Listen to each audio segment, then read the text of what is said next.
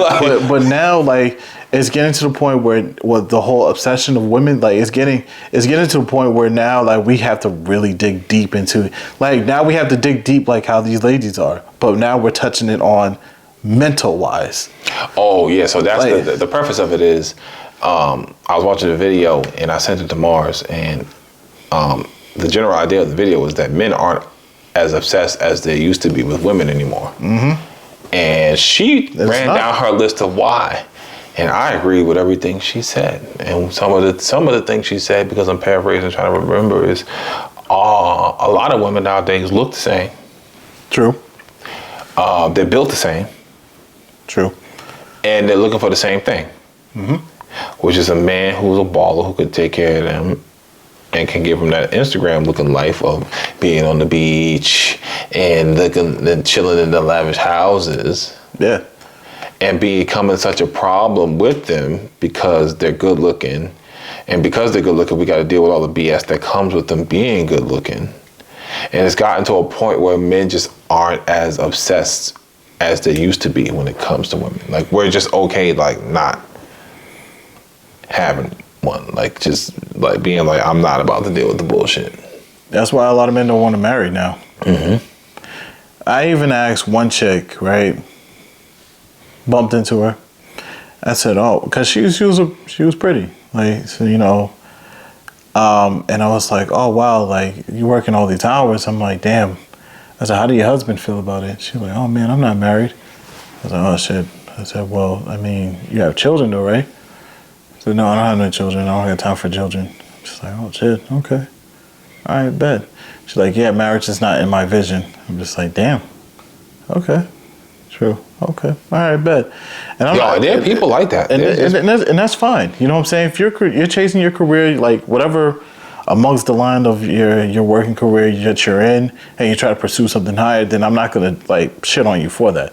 But like the whole obsession and the women looking alike, right?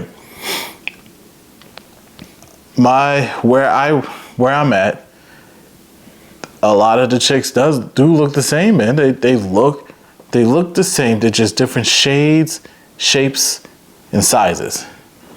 That's the only difference. But you have the ones that have the BBLs and don't have the BBLs, but they all kind of dress familiar, and it's just like, I just got to pick out the lineup. You know how you have like, you know the lineup of, I'm not saying that niggas play with Barbie dolls, but you know the lineup of Barbie dolls at the toy store? Yeah. Like you just gotta make sure, which Barbie doll do I pick out of this whole lineup here? Like, do I want the dark skin one? Do I want the medium skin one? Do I want the white one? Do I want this Asian one? Do I want this one? Like you gotta really pick out the same fucking Barbie doll, because they all dress the same, hairstyles the same. You know, shoes, most of them some people have red bottoms, but you know, some of them have some type of designer. They even smell the same. You ever realize that shit? Yeah. They all wear BR 540.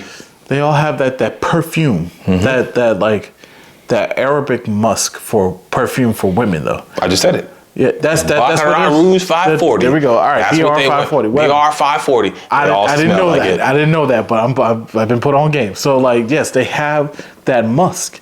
So now you're starting to smell the same now. But so it's like, what am I really going for? Now I just have to. I pick and I'm gonna keep using this as an example. I'm gonna pick this Barbie doll. I'm gonna pick this Barbie. Take her home. Now, what the fuck type of mental case that I'm dealing with? Is this one? And I think it goes back to what we were talking about. Normal. When we talk about which one that I'm getting? How men have fucked up so many good women. Like a woman that was just trusting and had faith and had goals and dreams and aspirations. And then they meet the so-called love of their life for the first time and they fuck their world up. And by the time they get to us, they're just fucking... It's horrible. It's horrible. They really have to get themselves in check, because like, yo, good people, like how we just said, good people is hard to find in this world.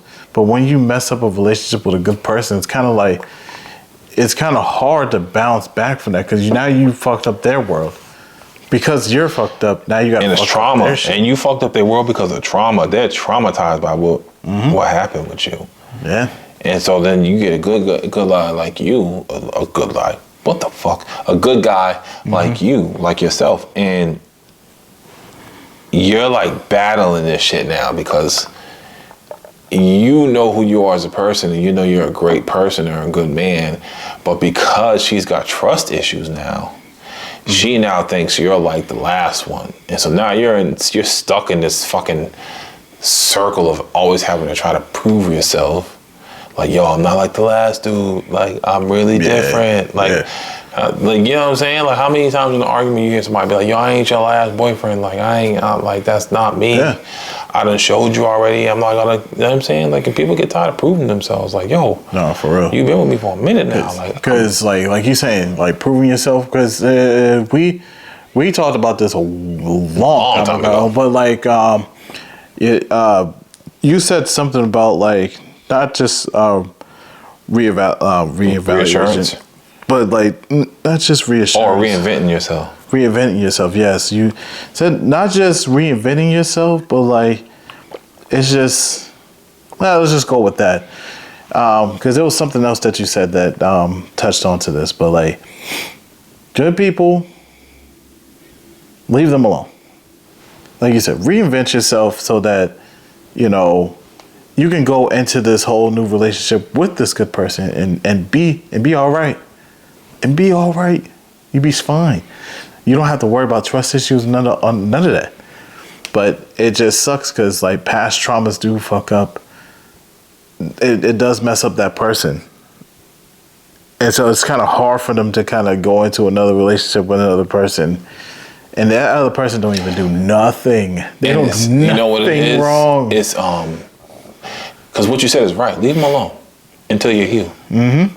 Just leave them. Because if before you're healed and you see that person like, oh, I know this person can make me so happy. Mm-hmm. If you take on that person as your significant other before you've had a chance to heal, you just ruined the very thing that you said you wanted. Yeah. So that person, you know, the one person, I don't know who you are anymore. Yeah, you don't know who they are anymore because you turned them into a different person. And you turned them into a different person because you didn't heal as a person. Yeah. And so you're still in this situation of trying to like fix yourself while you're breaking someone else. Mm-hmm. Damn, I'm really trying to figure out, because you said this, it was sometime last year when we recorded about like people with trust issues and stuff like that. Like it makes sense for this conversation. Well, so people with trust issues, it's always the reassurance.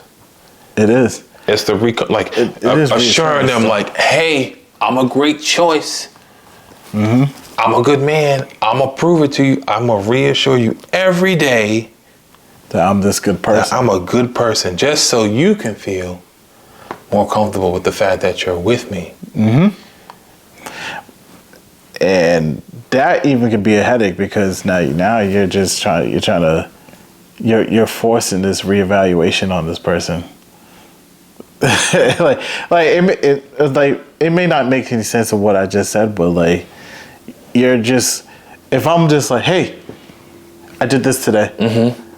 I'm not bothering you today.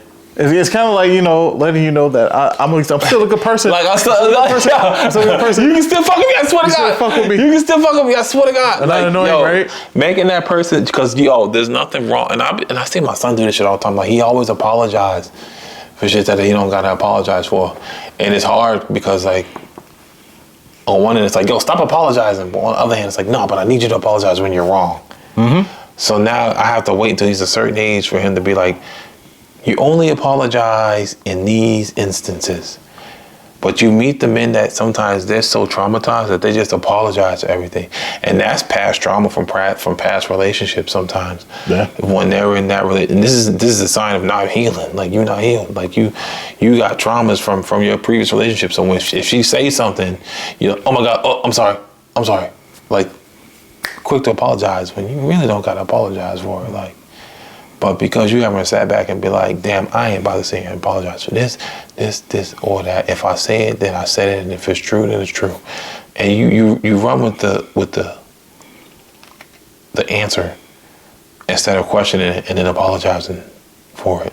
Like, yeah, I look at that more of like, if you're apologizing, I think that takes back to even when like you're a kid. or when you're a kid, I like want to when make your your parents mad. always fucking yelling at you. And you'd be like, I'm sorry. And then you carry that, because I see guys do that, and they're not even with like their girl. They just like, they do it at work. They do it with people that they have conversations with, and they apologize.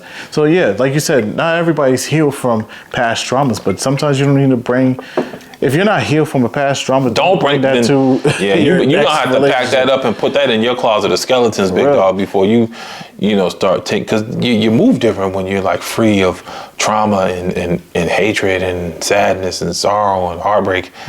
You know what I'm saying? This thing, hurt people, and if you still hurt, don't go hurt nobody else. Like, you deal with your hurt first. Definitely deal with all of that first. But let me ask you a question though. This is kind of, it's just, let's keep it a little interesting here.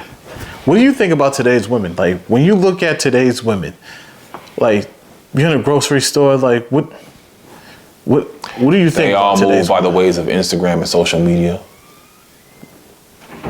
I definitely can agree with that one.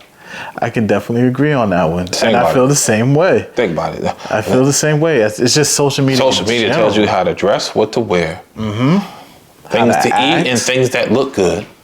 The music you should listen to, the cars you should drive, the vacations you should go on, the products you should try. Everybody's an influencer now. And the money that you should be having. Right. The looks you should look like. The careers that you should be taking. The way you should be dressing because society said so.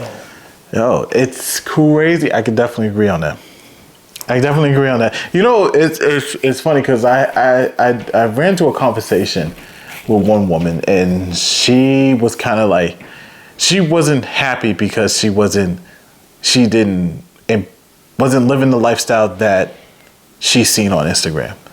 You know what I'm saying? Like, and that's why for me personally, like, social media kind of messed us up in general, because like, when we got introduced to social media, it was all just like a simple platform. But now it's just, it advanced and become a way of life now. Like, you had to have some type of social media. If you can buy a house on Facebook, you can buy a house on Facebook, fall in love on Facebook, talk to your friends on Facebook, make your market on Facebook, be a millionaire, invest in it.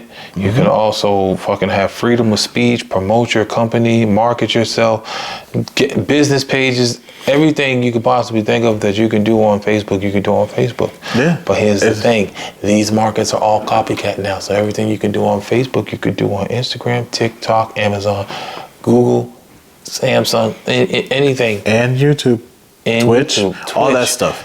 Like any social media platform. Anything you doing what everybody else in this world is doing. Yeah. We just running a rat race.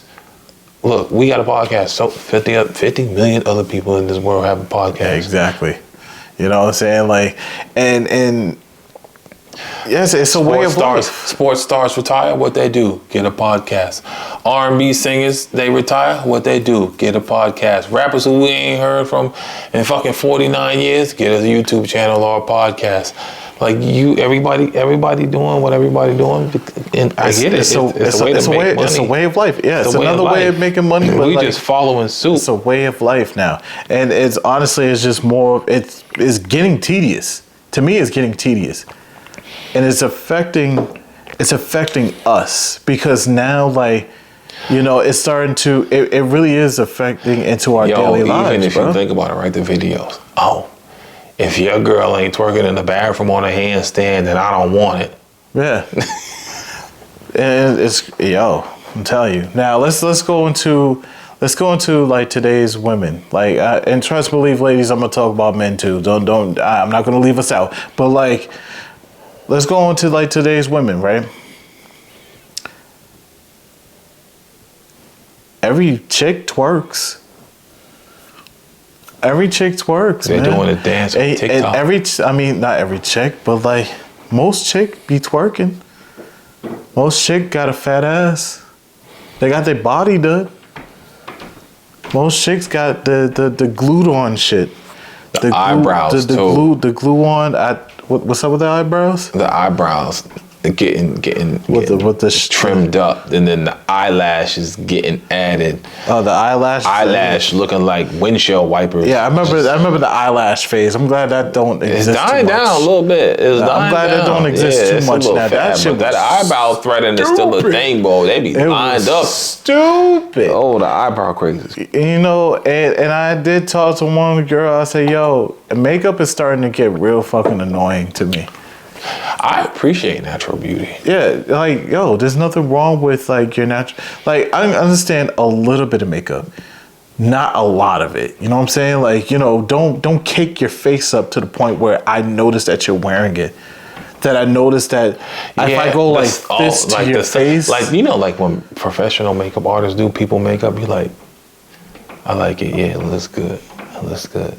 But when they take that shit off, when they take the mask off, nigga, that but see, that's the thing too. Men gotta analyze it. Men gotta find a way to be able to look at a woman in their natural habitat before they start making choices. Because that's how you end up with motherfuckers who look two different ways. Yo, for Dr. real. Jekyll, Mr. Hyde, for real. Put on your makeup, you like, damn, drop that gorgeous, take that fucking makeup off and look like a retired wrestler. Now you like... Yo, you sold me a dream, big dog. Yo, last night you was with Beyonce, and the next morning you woke up next to Shrek, nigga. Like it's crazy. That like the wild, mask. Just you take the mask off, and you just like, hey, yo, what the fuck? Because we can't do that shit. Nah. I know men that could. Not I know personally, but there's men out there that do put on makeup though. Oh. There is men that put on makeup, and that's. And ladies, yes, I find that weird too. But like, there's men that put on makeup too. But it's like, yo, when you take all that shit away, you are you that same dime piece from last night in the club, twerking, Probably shaking not. ass? Like, are you the same chick? No, ma'am. And then on top of that, yo, when you take like you take a chick from the club, right? Say if you did meet one chick from the club and you start to get to know her more, then you're starting to realize the lifestyle that she lives compared to yours. Like, you know what I'm saying? Like, you worked hard to get to where you're at here. You know what I'm saying? It's good. That's good for you, bro. And I applaud you for it.